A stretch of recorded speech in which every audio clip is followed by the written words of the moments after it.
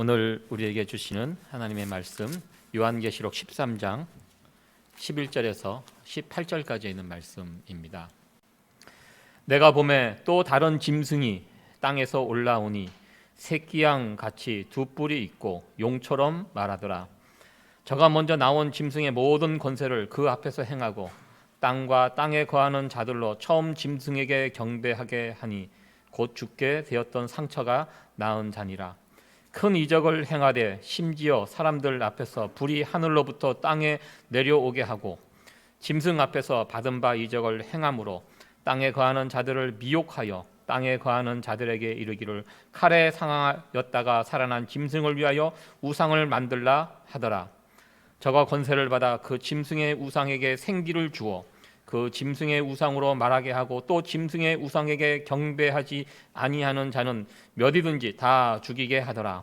저가 모든 자 곧 작은 자나 큰 자나 부자나 빈궁한 자나 자유한 자나 종들로 그 오른손이나 이마에 표를 받게 하고 누구든지 이 표를 가진 자 외에는 매매를 못하게 하니 이 표 곧 짐승의 이름이나 그 이름의 수라. 지혜가 여기 있으니 총명 있는 자는 그 짐승의 수를 세어보라. 그 수는 사람의 수니 666이니라. 아멘. 가정에서 요한계시록 한 번씩 꼭 읽어보시라고 제가 숙제를 내드렸습니다. 읽으셨죠?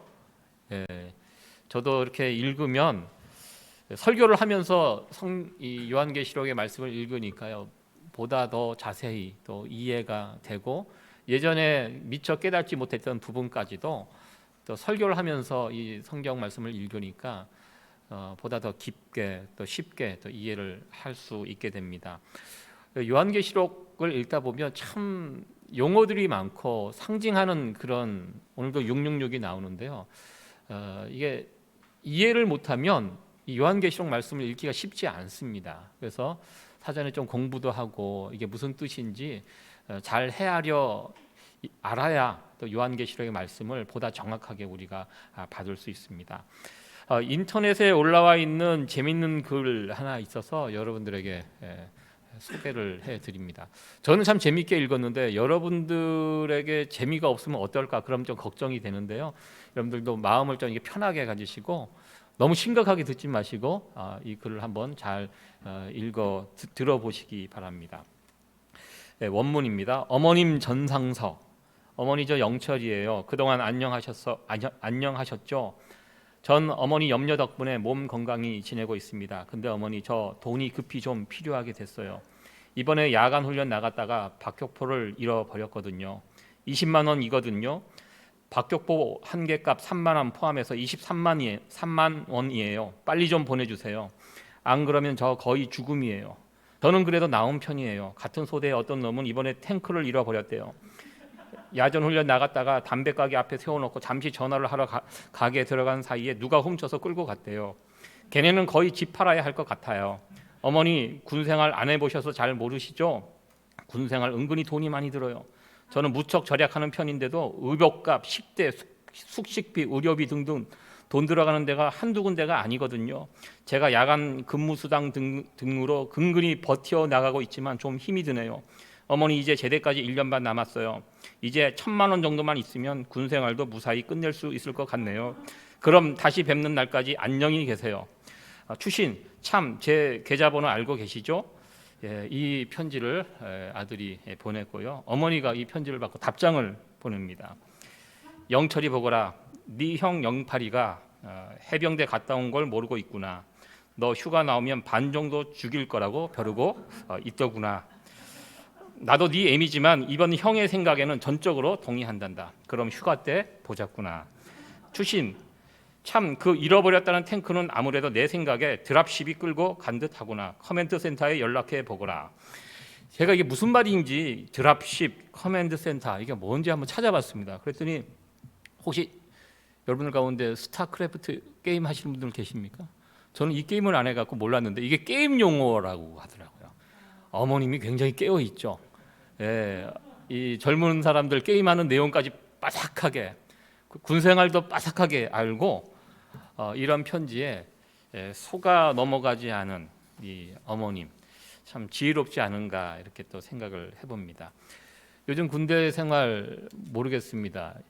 예전에는 어떤지 모르겠지만 군대 돈 들어갈 일 사실 없거든요. 다 먹여주고 재워주고 필요한 거 다 공급해 주는데 이거 잘 모르고 있다가는 이런 철없는 아들의 편지에 속아 넘어서 또 군대에 있는 아들에게 막 이렇게 막 돈 붙이는 그 부모님들이 있을 수 있을 것 같습니다. 요즘 세금 보고 시즌입니다. IRS를 사칭해서 가끔 그런 여러분들 사기를 치는 메일 올 수 있다고 조심하라고 그런 메일들 받고 있습니다. 우리가 세금 보고하는 이런 부분에 대해서 잘 모릅니다. 어떻게 하는 것인지 또 내가 중간에 이것을 또 이것 때문에 낭패를 당할 수 있는 것은 아닌지 걱정하기 때문에 잘 모르기 때문에 이렇게 속아 넘어가는 누군가를 속이려는 그런 사람들이 있는 것 같습니다. 우리가 세금 보고에 대해서 정확하게 알고 있으면 그런 곳에 속아 넘어가지 않게 됩니다. 종교 사기꾼들이 제일 잘 이용하는 그 성경이 바로 요한계시록입니다. 이 요한계시록의 말씀을 가지고 장난을 치고 또 사기를 치고 말씀을 잘못 해석하고 적용해서 성도들을 꿰고 있습니다. 우리가 이 종교 사기꾼들에게 속아 넘어가지 않으려면 요한계시록의 말씀을 정확하게 잘 알고 있어야 한다는 것입니다. 잘 모르면 속게 되어 있습니다. 오늘 살펴볼 이 본문의 말씀은 성경 그 어디에도 나와 있지 않는 예수님 승천 이후의 이야기를 우리에게 보여주고 있습니다. 예수님 승천 이후에 어떤 일이 일어났는지 요한계시록 12장, 13장은 두 장은 우리에게 그 내용들을 알려주고 있는데요. 많은 이단들이 이 부분을 잘못 적용하고 해석하고 그래서 교회 성도들을 흔들고 그런 상황인데요. 오늘 이 말씀을 통해서 정확하게 12장, 13장의 내용이 무엇인지 그리고 지금 우리가 살고 있는 이 세상이 어떠한 세상인지 한번 이 말씀을 통해서 밝혀보기를 원하고요. 그리고 그 어떠한 이단의 공격에도 우리의 신앙을 잘 붙들 수 있는 그런 시간이 되기를 원합니다. 사도행전에서 예수님께서 부활하신 후 40일 동안 지상에 머무르시고 그리고 승천하신 내용이 나옵니다. 그리고 예수님께서 승천하신 그 직후에 어떠한 일이 일어났는지 그것에 대해서 알려주는 성경은 없습니다. 오직 요한계시록 12장 이 부분에서 12장 13장 이 부분에서 그 부분이 설명이 되어 있습니다. 그렇기 때문에 요한계시록 12장 13장은 정말로 소중한 성경이라고 생각합니다. 먼저 요한계시록 12장의 내용을 아마 여러분들 읽어보셔서 아시겠지만 여러 가지 세 존재, 여자, 아이, 용 이런 존재들이 나오는데요. 여기서 말하는 여자가 누구고 아이가 누구고 용이 누군가 보통 요한계시록에 나오는 용은 사탄, 마귀를 뜻합니다. 그리고 여기서 질문이 되는 것이 여자가 누구인가입니다. 1절에 보면 이렇게 되어 있습니다. 12장 1절 말씀 우리 같이 한번 읽어보도록 하겠습니다. 시작. 하늘에 큰 이적이 보이니 해를 입은 한 여자가 있는데 그 발 아래는 달이 있고 그 머리에는 12별의 면류관을 썼더라. 여기 보면 해를 입은 한 여자가 있는데 해롬을 당한다 그 해가 아닙니다. 여기는 선입니다. 해, 달, 별을 두르고 있고 머리에는 12별의 면류관을 썼더라. 굉장히 영화롭고 밝고 그런 이미지가 상상이 됩니다. 이 여자가 드디어 5절에 보면 아들을 출산했고요. 그 아들이 장차 철장을 다스릴 아들이라고 이렇게 표현이 되어 있습니다. 그 아들은 이 말씀에 비추어 우리가 생각해 보면 바로 예수님을 말합니다. 용이 그 아들을 삼키려고 대기하고 있었는데 삼켜서 해치려고 죽이려고 대기를 했었는데 그렇게 하지 못했습니다. 이 사건은 예수님께서 탄생했을 때 헤롯이 그 지역에 있는 2살 밑에 있는 아이들 다 죽였던 그 사건을 생각나게 합니다. 그리고 그 예수님이 그렇게 이 세상에 오셔서 어떤 사역을 했고 어떤 고난을 받고 십자가에 달려 죽으시고 이런 부분들은 여기에 나와 있지 않고요. 바로 하나님 보좌 앞으로 승천했다라고 이렇게 성경은 이야기하고 있습니다. 그러면서 여기에 이 여자가 누구인가 우리는 질문을 하게 됩니다. 예수님을 낳은 사람 하면 우리는 마리아라고 생각할 수 있는데요. 이 본문의 말씀을 자세히 살펴보면 마리아는 아닙니다. 이 여자가 광야로 도망을 가고 거기에서 1260일 42달 42달 그리고 3년 6개월을 그 광야에서 지내게 됩니다. 요한계시록에서 반복되는 3년 6개월 이 기간은 예수님의 초림에서 재림까지의 기간입니다.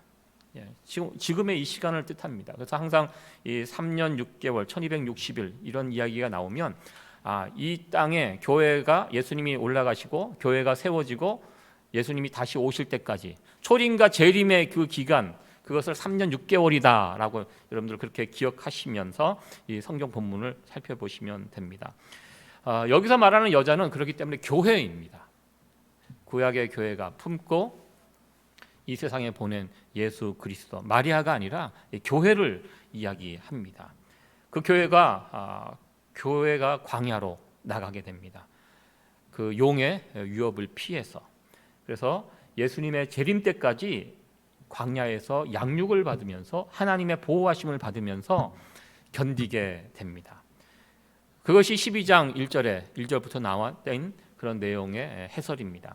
그리고 12장 7절에서 12절에는 예수님께서 재림하고 올라가셨을 때 이제 부활하시고 올라가셨을 때 천상에서 어떤 일이 일어났는가 그 부분에 대해서 소개를 해주고 있습니다. 요한계시록 12장 7절에서 12절 여기에만 유일하게 나오는 그때 당시 어떤 일이 있었는가 성경에 보면 천사를 대표하는 미가엘과 이 사단 전쟁이 하늘에서 있었다. 그래서 그 싸움의 결과 사단이 하늘에서 쫓겨났다라고 되어 있습니다.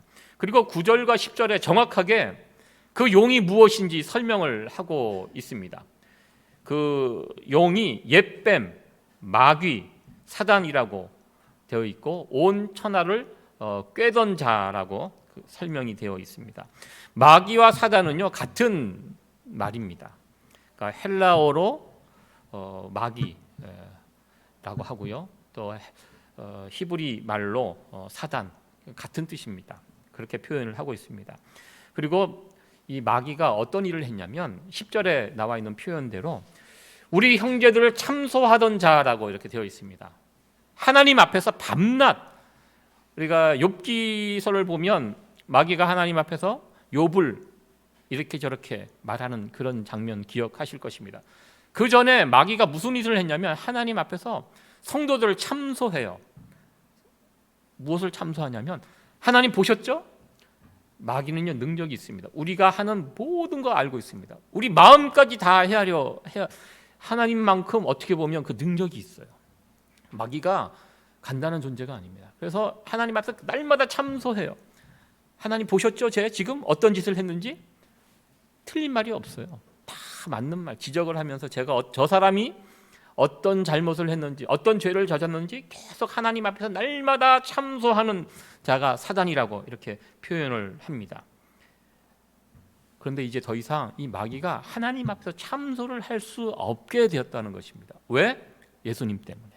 예수님께서 이 땅에 오셔서 우리의 모든 죄를 짊어지시고 십자가에 달려 죽으시고 그 부활하셨습니다.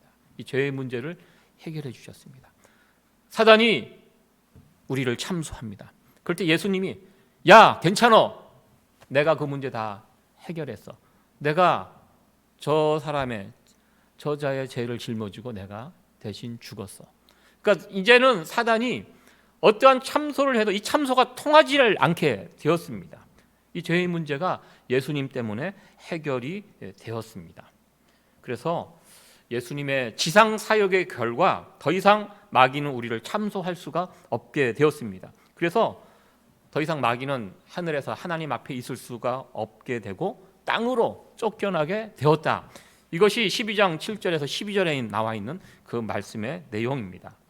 그리고 그렇게 땅으로 쫓겨난 그 마귀가 이제 무슨 일을 하는가, 이 부분에 대해서 또 설명이 되어 있습니다. 광야로 도망간 여자를 괴롭힌다. 이거 무슨 뜻입니까? 이제 교회를, 이 땅에 세워진 이 교회를 쫓아다니면서 괴롭게 합니다. 교회 성도들을 괴롭히고 어떻게든, 왜냐하면 하나님이 마귀가 할 수 있는 일 가운데 가장 최고의 일은 성도들을 쓰러뜨리는 일입니다. 왜? 그것을 우리 하나님이 가장 가슴 아프게 생각하기 때문에 마귀는 어떻게든 교회를 흔들고 교회를 괴롭히고 성도들을 괴롭히고, 광야로 도망간 이 여자를 처음부터 이 용은 죽이려고 했습니다. 그러나 우리 하나님께서 이 교회를 지켜주십니다. 12장 14절에 이렇게 되어 있습니다. 같이 한번 읽어보도록 하겠습니다. 시작. 그 여자가 큰 독수리의 두 날개를 받아 광야 자기 국까지 날아가 거기서 그 뱀의 낫을 피하여 한 때와 두 때와 반 때를 양육받음에 3년 6개월, 예수님의 초림에서 재림의 때까지 이 지상에는 교회가 세워지게 되는데요, 계속해서 이 용은 이 교회를 괴롭힙니다. 그럴 때 하나님께서 독수리 날개라는 것은 보호해 주시는 그런 뜻입니다. 하나님께서 그 교회를 지켜주신다. 교회는 광야에 있지만 광야라는 곳은요, 교회 스스로 살아갈 수 없는 곳입니다. 하나님의 도우심이 반드시, 이스라엘 백성들이 광야 40년 동안 하나님의 도움으로 살아남아 있듯이 광야로 나간 교회는 하나님의 도움으로, 지켜주심으로 이제 살아 있을 수 있게 됩니다. 그러니까 항상 광야에 있는 교회들이 해야 할 것, 하나님의 도움을 구하며 인도하심에 따라 살아갈 때 이 교회는 이 마귀의 공격으로부터 보호함을 받고 넉넉히 이길 수 있게 된다는 것입니다. 그것이 이제 12장의 내용이었습니다. 그리고 이제 13장의 내용이 이제 광야에 나간 이 교회를 비롯해서 이 사단이 이 땅에서 무슨 짓을 하는지 13장에 구체적으로 설명이 되어 있습니다. 특별히 13장은 두 짐승에 대해서 소개를 하고 있습니다. 첫째 짐승에 대한 묘사가 나와 있습니다. 우리 1절 말씀, 13장 1절 말씀 같이 한번 또 읽어보도록 하겠습니다. 시작. 내가 보니 바다에서 한 짐승이 나오는데 뿔이 10이요 머리가 7이라 그 뿔에는 10 면류관이 있고 그 머리들에는 참남한 이름들이 있더라. 보면 괴물 같죠. 뿔이 10개. 이 뿔이라는 것은 어떻게 보면 힘을 상징합니다. 권위, 머리가 7, 면류관이 있고 굉장히 능력이 있다라는 그런 뜻입니다. 뿔, 왕관, 권세, 어떤 파워를 상징합니다.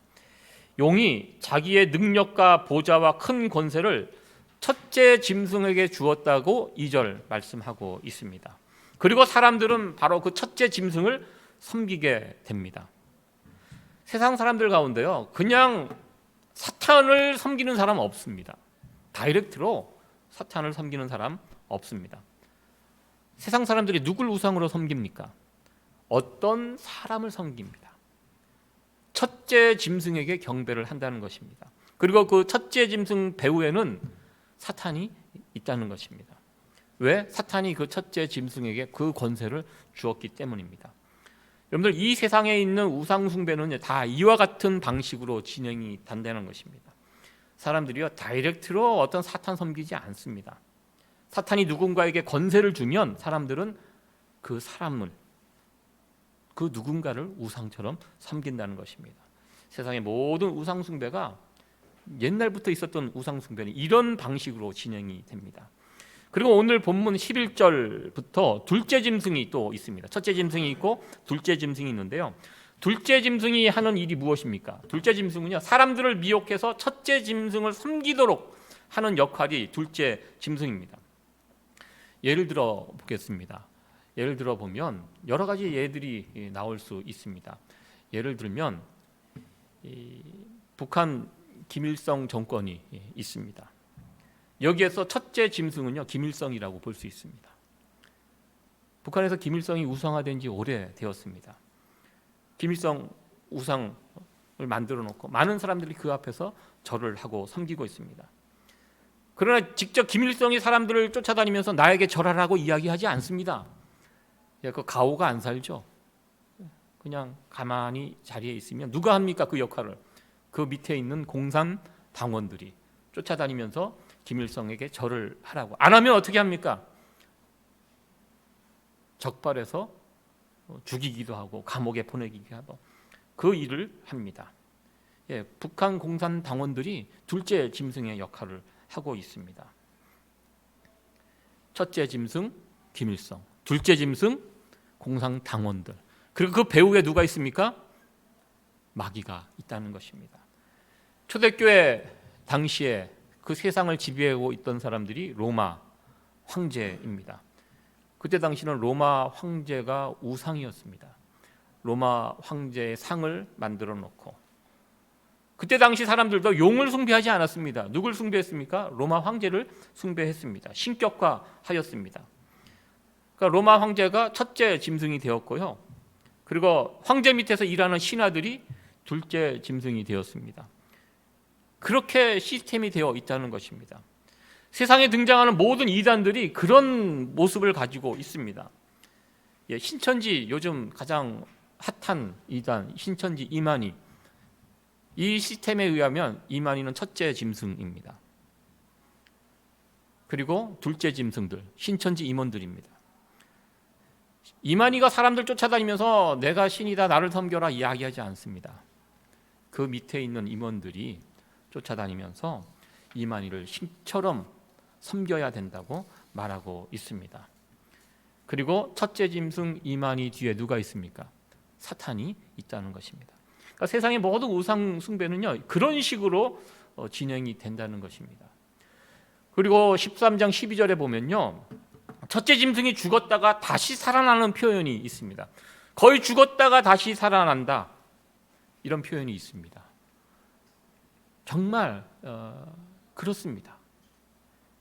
로마 제국이 죽었습니다. 없어졌습니다. 그렇다고 첫째 짐승이 없어졌습니까? 아닙니다. 그 다음 이슬람이 일어나고 또 이슬람 다음에 공산주의가 일어나고 계속 이름을 바꾸면서 죽은 것 같지만 죽지 않고 또 새로운 첫째 짐승이 드러나고 이 뒤에 다 사단이 있다는 것입니다. 그 권세를 주게 됩니다. 이단들 보십시오. 그 예전에 한국에 박태선이라는 대표 이단이 있었습니다. 이미 죽었습니다. 죽어서 끝났습니까? 문선명이 죽어서 끝났습니까? 아닙니다. 죽으면 끝날 것 같은데요? 안 끝나요. 계속해서 새로운 첫째 짐승이 다시 나타납니다. 지금 이만희가 90이 넘어서 얼마 살지 못할 것입니다. 영생하는 존재가 아니거든요. 이만희가 사라지면 끝납니까? 안 끝나요. 이만희가 죽으면 다시 또 다른 재림 예수가 그들 사이에서 만들어져서 또 다른 첫째 짐승의 역할을 하는 자들이 있게 될 것입니다. 이런 내용이 바로 요한계시록 12장 13장에 나오는 내용들입니다. 그리고 우리가 살아가는 이 세상은요 정확하게 요한계시록의 말씀대로 이렇게 진행되고 있다는 것입니다. 우리가 살고 있는 이 세상은요 치열한 영적 전투장입니다. 이 세상에는 두 종류의 사람이 있습니다. 하나님의 사람 아니면 마귀의 사람입니다. 요한계시록 13장 8절 말씀인데요. 같이 한번 읽어보도록 하겠습니다. 시작. 죽음을 당한 어린 양의 생명책에 창세 이후로 농명되지 못하고 이 땅에 사는 자들은 다 짐승에게 경배하리라. 이 말씀을 보면 참 두렵게 떨리게 됩니다. 무서운 말씀입니다. 우리가 어린 양의 생명책이 있다고 이야기합니다. 그 책에 기록된 사람이 하나님의 구원을 받은 사람들입니다. 근데 만약에 그 생명책에 이름이 없다면 어떻게 될 것인가? 예전에 제가 아는 어느 권사님이 쓰러지신 다음에 거의 돌아가실 뻔했죠. 뇌출혈로. 그리고 깨어나셨는데 깨어나신 다음에 사람들에게 이상한 말씀을 막 하시는 거예요. 자기가 그때 천국에 갔는데 그 생명책을 봤다고. 그 생명책에 기록된 이름들을 자기가 다 보고 왔다고. 어떻게 보면 말도 안 되는 얘기 같은데요. 사람들이 그 말에 현혹이 돼갖고 문병 가서 물어봅니다. 권사님 제 이름 보셨어요? 예. 그러면서 한때 좀 이렇게 좀 교회를 시끄럽게 했던 그런 적이 있습니다. 참 무서운 얘기입니다. 그 책에서 이름이 없다면 무슨 뜻입니까? 하나님의 자녀가 아니라는 그런 뜻입니다. 이쪽 아니면 저쪽이라는 것입니다. 중간에 속한 자는 없습니다. 여기 나와 있는 창세 이후로 그 책에 기록이 되어 있지 않은 사람들은 다 짐승에게 경배하는 그런 사람들이라는 것입니다. 이건 하나님을 믿고 안 믿고 떠나서 안 믿고 무교 신자들도, 무교 종교 자체가 없는 사람들도 이 세상에 참 많이 있습니다. 그렇다고 중간지대가 있는 것이 아니라는 것입니다. 이 책 아니면 저 책, 이곳 아니면 저곳이라는 것입니다. 그러니까 이 사실을 우리가 잘 모른다면 다 꿰어서 꿰임에 빠져 넘어갈 수밖에 없다는 것입니다. 이전에 14만 4천 명 이야기를 제가 말씀을 드렸습니다. 14만 4천 명, 하나님의 입 맞은 자, 인을 하나님께서 쳐주셨다. 무슨 뜻입니까? 너는 내 것이다. 내가 너를 지킨다. 이런 의미로 14만 4천 명, 어떤 14만 4천 명이라고 문자적으로 딱 14만 4천 명이 아니라 이것은 하나님의 인을 맞은 하나님의 자녀를 상징하는 그런 숫자가 14만 4천이라고 제가 말씀을 드렸습니다. 여기에 반대 개념이 사단도 자기의 자녀들에게 인을 치는데요. 여기 보면 그 무서운 숫자 666이라는 숫자가 나옵니다. 이것은 14만 4천의 반대편에 있는 그것을 상징하는 뜻이라는 것입니다. 사단도 자신들의 자녀들에게 이마에 손목에, 이마와 손목은 그냥 딱 보면 알 수 있는, 드러나는, 쉽게 우리 몸 가운데 쉽게 드러나는 것이 이마와 손목입니다. 하나님의 자녀, 반대편에 서 있는 사단에 속한 자녀, 그런 의미로 이 666이라는 숫자가 등장합니다. 짐승의 숫자 666, 여러분들 이 이야기 뭐 많이 보셨을 것입니다. 이게 무슨 뜻일까요? 666에 대해서 성경은 밝히고 있습니다. 이 666 잘 해석해야 한다, 이렇게 18절 마지막 말씀에 이렇게 하고 있는데요. 제가 사진을 한 장 준비했습니다. 이 차 번호판에 뭐라고 되어 있습니까? 이런 번호판 보신 적 있으십니까? 이 차가 누구 차냐면 제 아들 차입니다. 제가 이 번호판을 보고 너무 놀래갖고, 야, 너 목회자 아들이 어떻게 이런 번호판을 받아왔냐고 제가 너무너무 화가 나갖고, 얘가 훈련 마치고 LA로 떠나기 전에 이제 운전을 해서 가야 된다고 이제 차를 이제 그 버지니아에서 샀는데요. 그 버지니아 그 DMV 거기 가니까 번호판을 이제 때가 돼서 주는데 저 번호판을 아무 생각이 없는 거예요. 그러니까 차 번호판 받아갖고 달아보니까 다행히 666은 아니고 6666입니다. 이 번호판을 받아갖고 제가 한참 보고 이야기를 했습니다. 야, 바꿔라. 그래서 바꿀 수도 있는 상황이 아니라고, 지금 코로나 시기이기 때문에 이게 안 된대요 지금. 그래서 그러면 LA 가갖고 그 캘리포니아 거기 가서 차 번호판 바꿔라. 너무 기분 안 좋다, 아빠로서는. 뭐 이런 번호판을 받아서 하냐고 제가 야단을 쳤던 그런 기억이 있습니다. 여러분들 사실 이 6이라는 숫자 하나님이 만드신 숫자입니다. 666. 사람들 어떻게 보면 보통 4층 4 쓰지 않고 4층에 뭐 F로 쓰고, 또 한국 사람들 뭐 7자를 좋아하고, 또 중국 사람들은 8자를 좋아하고, 뭐 그런 의미인데요. 사실 이 숫자로 666은 그런 별 의미가 없습니다. 예전에 뭐 바코드 뭐 찍는 거에 대해서 막 이거하고 연결해가지고 바코드 한참 이야기가 됐습니다. 근데 요즘 바코드에 관해서는 사람들 쉽게 넘어갑니다. 바코드가 안 들어가는 물건이 어디 있습니까? 그래서 예전에는 바코드 찍히면 그 물건 사지도 않고 막 그런 사람들 있었는데요. 어떻게 보면 요한계시록을 잘못 해석하는 그런 부분입니다. 요즘 뭐 바코드도 나오고요, 베리칩 이야기도 나오고, 앞으로 우리 몸에 크레딧 카드 같은 거 가지고 가지 다니지 않고 직접 뭐 이런 손목에다가 칩을 심어 갖고 가서 이렇게 하는 그런 시대가 올 것이다. 그런 거 하면 안 된다. 막 이런 그런 이야기 여러분 들어보신 적 있으십니까? 예, 여러분들 베리칩 몸에 심으면 여러분들 심으시겠습니까?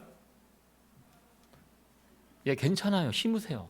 예, 그거 그런 의미가 아니라는 것입니다.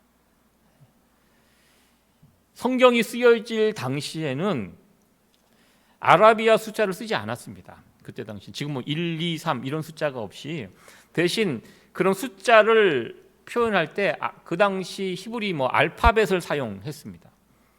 그래서 다윗 하면 다윗을 숫자로 풀어 쓰면 14예요. 14. 다비드가 숫자로 그 알파벳을 풀면 14의 뜻을 갖게 됩니다. 그래서 마태복음 1장 족보를 보면 14대씩 세 파트로 나눠져 있는 것을 보게 됩니다.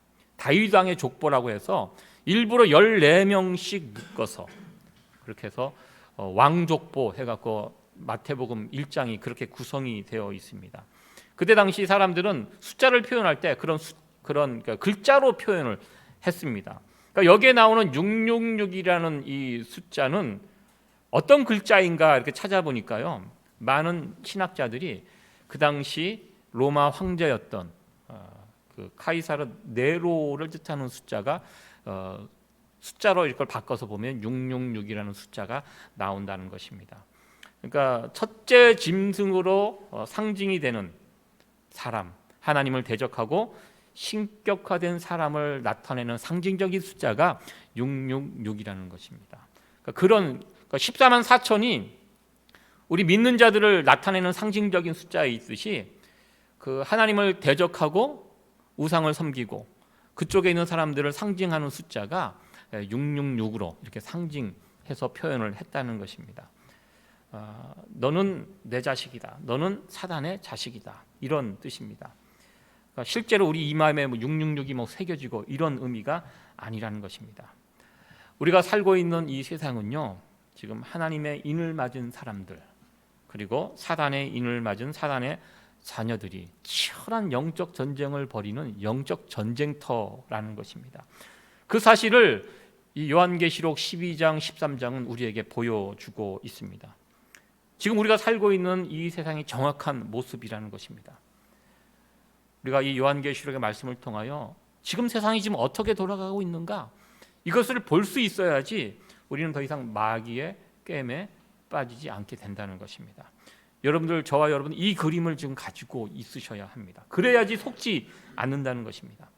첫째 짐승, 둘째 짐승, 그리고 그 배후에 사단이 있다. 이 요한계시록 이 말씀을 통해서 우리는 깨닫게 됩니다. 이 교회에 계속해서 박해는 심하게 될 것이다.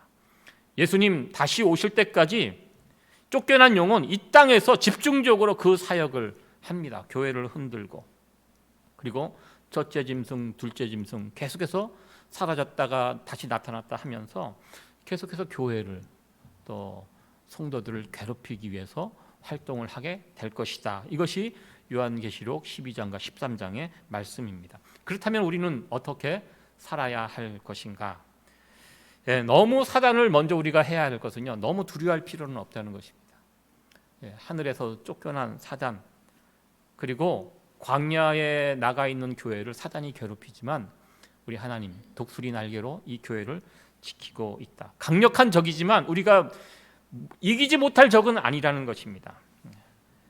하나님께서 우리 교회를 독수리 날개로 지켜주신다. 이 말씀을 붙들면서 우리가 이 싸움에 임해야 한다는 것입니다. 그리고 두 번째로 여기 나와 있는 계시록 12장 11절에 있는 말씀입니다. 같이 한번 읽어보도록 하겠습니다. 시작. 또 여러 형제가 어린 양의 피와 자기의 증거하는 말을 인하여 저를 이기었으니 그들은 죽기까지 자기 생명을 아끼지 아니하였도다. 우리 과거 우리의 신앙의 선배들이 어떻게 그 싸움에서 이겼는가? 이 두 가지가 있습니다. 어린 양의 피와 말씀으로 이겼다라는 것입니다. 우리가 어린 양의 피를 부르고 어린 양의 피를 우리가 힘입으면 이 용과의 싸움에서 넉넉히 이길 수 있다는 것입니다. 예수님께서 주신 그 말씀 우리가 붙들면 승리의 비결이 여기에 있다는 것입니다. 이전 성도들은요, 이 두 가지를 붙잡고 이 영적 싸움에서 이겼다는 것입니다. 우리들도 이 말씀을, 어린 양의 피와 말씀을 붙들게 이기게 되고요. 그리고 마지막으로 이 마지막 때 우리에게 중요한 것은 예수님을 향한 굳건한 믿음입니다. 그리고 인내, 말씀을 붙잡고 인내하는 이런 모습이 있을 때 우리는 이 영적 싸움에서 우리는 이길 수 있게 된다는 것입니다. 요한계시록은 이 귀한 말씀을 우리에게 증거해 주고 있습니다. 이 말씀을 붙잡고 이 마지막 때를 살아가는 성도들, 이 모든 배후에 용이 있다는 것, 이 악한 세력에 용이 있다는 이 사실을 우리가 기억하고 이 싸움에서 승리할 수 있는 저와 여러분들, 우리 교회가 되어지기를 간절히 축원합니다.